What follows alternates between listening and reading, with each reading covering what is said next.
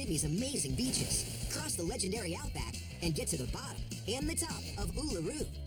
It's going to be a fun time. Don't forget your slouch hat, mate.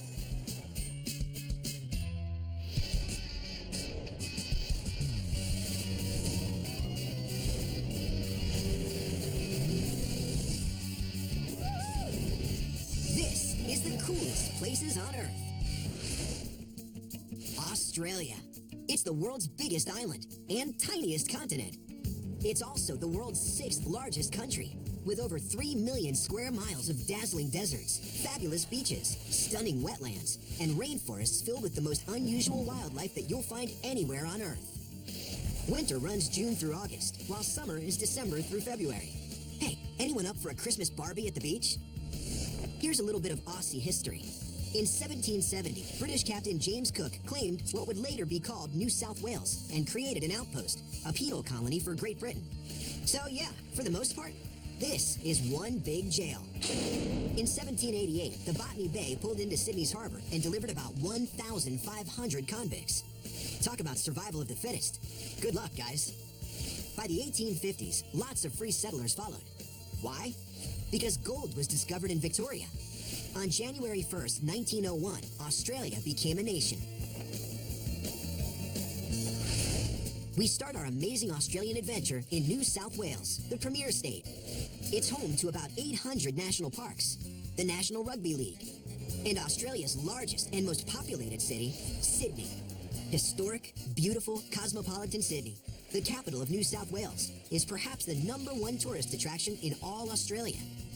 Bordered by the Blue Mountains to the west and the Pacific Ocean to the east, Sydney is the heartbeat of Australian art, culture, 5-star dining, serious shopping, and nature at its best. This is more than just another big city. Need to unwind? In Sydney, you're never far from the beach or park, so indulge yourself with a little relaxation in the great outdoors. In the Arvo, stroll through Centennial Park or have a picnic lunch at the Royal Botanic Gardens.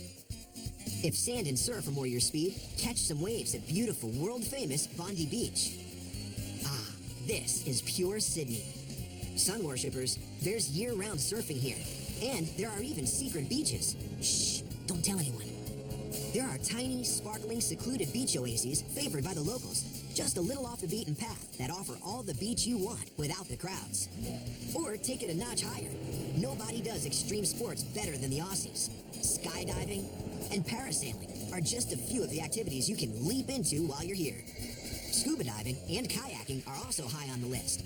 Go ahead, give it a whirl. If these activities aren't enough to get your heart pumping, how about climbing a bridge? Sydney's major focal point is Sydney Harbour and the massive Steel Arch Harbour Bridge. It's the biggest steel arch bridge in the Southern Hemisphere. But don't just drive across it, you've got to climb this one.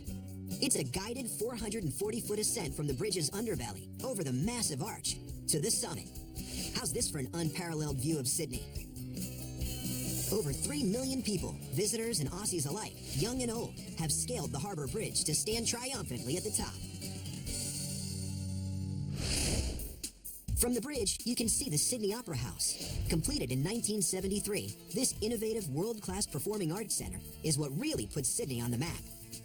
With 5 stages and nearly 1,000 rooms, excellent acoustics, and one of the most unusual and recognizable rooftops in the world, the modern Sydney Opera House is a must-see. Be sure to take a behind-the-scenes backstage tour. Better yet, catch a show. Canberra, the capital of Australia, is in New South Wales. If you're interested in the richness and diversity of Australian history and culture, Aboriginal art, and incredible wildlife preserves, Canberra is the city for you. It's quaint, with colonial villages, art galleries, neighborhood gardens, vineyards, and antique stores. It also has Numaji National Park. Take a bushwalk, that's Australian for hiking, along dozens of trails and discover Aboriginal history. Go rock climbing, or just admire the rock art along the way. And a mere 40 minutes from Canberra is Tidbinbilla Nature Reserve, with great camping and fishing along the Murrumbidgee River. You're bound to see all kinds of wildlife, such as emus and kangaroos. But don't get too close to the roos. They can sometimes pack quite a punch and a kick. Just out of town are the mighty Australian Alps. which means ski resorts. But if you want to avoid snow, try springtime in Canberra. And check out Floriade in Commonwealth Park, a major month-long free-to-the-public event that showcases over 1 million fragrant flowers of every conceivable type and color. Want even more color? Look up! It's the Autumn Canberra Balloon Fiesta. These delightful Technicolor balloons take to the skies every March for 9 uplifting days of balloon mania. You can also go biking and boating with the family around beautiful Lake Burley Griffin, named for the American-born architect who designed the city. No matter what you choose, you're going to fall in love with Canberra. Before we continue on our Australian adventure, we thought it might be helpful to offer a little primer on speaking Australian. So, here goes. A billabong is a pond. Brekkie is breakfast. A bicky is a cookie. Lolly water, that's soda or pop depending on where you come from. See you in the soup means see you around. A chook is chicken. Chalky is chocolate. And clobber is clothing. If you keep stuff in the boot of your car, it means the trunk. And oldies, they're your parents. Got it? Well, good on you, mate. Now let's go to Victoria on the southeastern coast. This is Australia's major manufacturing and agricultural state, as well as a popular tourist attraction. Melbourne, Victoria's capital, is the country's second most populated city. One look, and you'll know why. Melbourne is sophisticated, trendy, and a little traditional. It's no wonder Melbourne has been called one of the most livable cities in the world. It's a cultural melting pot where you'll find cutting-edge restaurants, high-fashion boutiques, amazing cafes with some of the world's best-tasting coffee, no joke, and one amazing skyline. Hop the tram and take a shopping expedition down Chapel Street or to Queen Victoria Market. Or find some of the many Gothic laneways to get a taste of the real Melbourne. Sample some of the finest, freshest cuisine. Every kind of food you can imagine can be found here, but make sure you try a traditional meat pie from one of the smaller cafes. They're scrumptious. And here's a tip, there's no tipping the waiters in Melbourne. Walk off your meal by taking a stroll along the Yarra River or the Royal Botanic Gardens. If you really want to know what it takes to be a Melburnian, you have to love footy. The Australian rules football, known very affectionately as footy, is one of Melbourne's greatest pastimes. It's so important that they have 5 international sporting arenas, making Melbourne the world's ultimate sports city. The players are all local heroes, and nobody misses a game. And notice, no helmets, no shoulder pads. Ouch. To say that people love the sport almost seems like an understatement. Some people call it graffiti or tagging, but others call it street art. The city of Melbourne actually manages and regulates the graffiti that graces its walls. This is Tagging 2.0, and it's all about art. But if you're feeling a little artistic, wait before you pick up that spray can. You have to get a permit before you start expressing yourself. 170 miles west of Melbourne, from the Surf Coast Highway to the Great Ocean Road. There, along the shipwrecked coast, there they are, standing majestically, as if rising up from the Southern Ocean. The 12 Apostles, a collection of natural limestone sea stacks, cliff pieces of the mainland that have weathered many, many storms. These monolithic stacks have been sculpted, reshaped, and reformed by over 10 million years of wind and waves. Consider taking a scenic helicopter tour for an even more spectacular view. This is arid South Australia, or SA as the locals call it. You can expect long, hot summers and mild winters, and some of the most amazing landscapes in all Australia. Most residents live in the state capital of Adelaide. But go a little farther, and you'll find Australia's first free settlements, established back in 1836 at Kings Coat and Kangaroo Island. The Natural Wildlife Sanctuary of Kangaroo Island, Australia's 3rd largest island, is astonishing. KI, as the locals call it, is just a ferry ride away from Adelaide. Or you can take a short flight. No matter how you get there, you'll want to stay a while. If you've ever wanted to explore the Australian bush, this is a great place to start. Unspoiled white sand beaches, untouched bushland, and wildlife everywhere you turn, on land, in the air, and by sea. Everything from sea lions to cute penguins, kangaroos and wallabies, pelicans and koalas. Hey, easy on that eucalyptus. It's like a zoo without cages. And here, you're in their neighborhood. Charter an eco tour and let the locals show you Kangaroo Island from an Aussie's perspective. She'll be right. On KI, you can camp or stay in a luxury suite. Real outdoor lovers sleep in a comfy swag under a canopy of stars. But you won't be spending a lot of time sleeping. You'll go fishing or take out a boat. Explore the sparkling beaches and discover magical hidden coves. Take a day to check out Flinders Chase National Park with its otherworldly lichen-covered red rock formations called Remarkable Rocks. Don't miss the Admiral's Arch, a favorite hangout for sea lions and fur seals.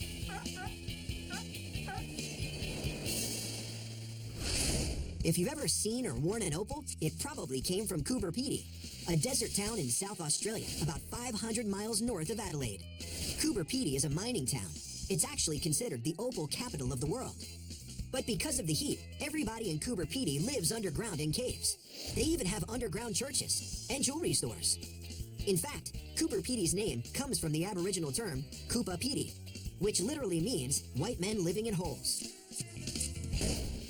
Queensland, known as the Sunshine State, borders the brilliant Coral Sea. More than 4.5 million people live here, most along the coast, which is why Queensland is also called Surfer's Paradise. And it may be Queensland's best-kept secret, but not for long. The Gold Coast, just a short 58 miles south of Brisbane, has many of the best beaches in the world. It's also home to the Hinterlands, a lush subtropical rainforest along the edge of an old volcano. Take a bushwalk on these incredible scenic trails. Dine al fresco at one of hundreds of cafes and restaurants. Or spend a day at some of the Gold Coast's many zoos and sanctuaries. Truly the best in the Southern Hemisphere.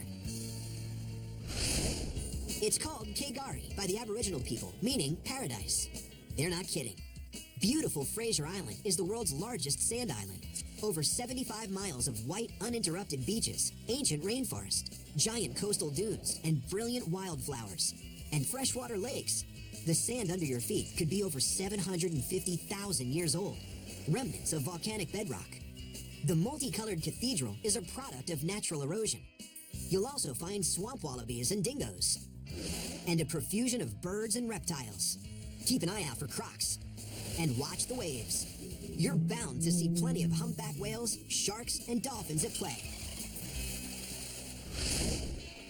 Urban Sunshine Coast, just north of Brisbane, is a little more laid back and easy, with awesome beaches, freshwater lakes, and family-oriented hinterland villages that make it a pretty popular vacation destination.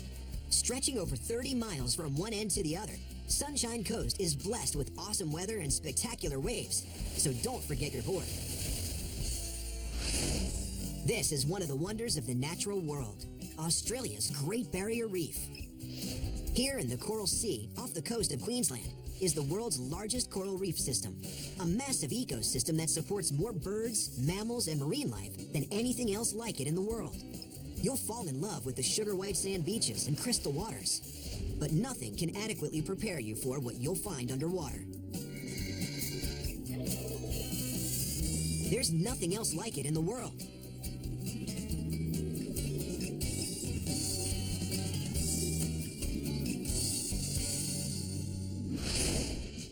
The Northern Territory, though sparsely populated, is a major tourist attraction.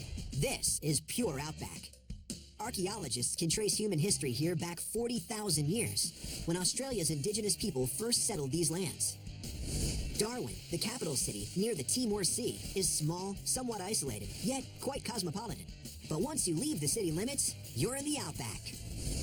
Make sure you find your way to Kakadu National Park, about 90 miles southeast of Darwin. Aboriginals jointly manage its 3.2 million acres. These protected wetlands are teeming with wildlife, including 10,000 species of insects and several rare species of plants. It's also inhabited by a healthy population of saltwater crocodiles. The Northern Territory is where you'll also find Uluru, the spiritual heart of Australia. People from every corner of the world gather here to marvel at this natural geologic wonder. It's made of sandstone and stands 1,100 feet tall, with a circumference of over 5 miles. Depending on the position of the sun, Uluru seems to change color from glowing orange to deep red.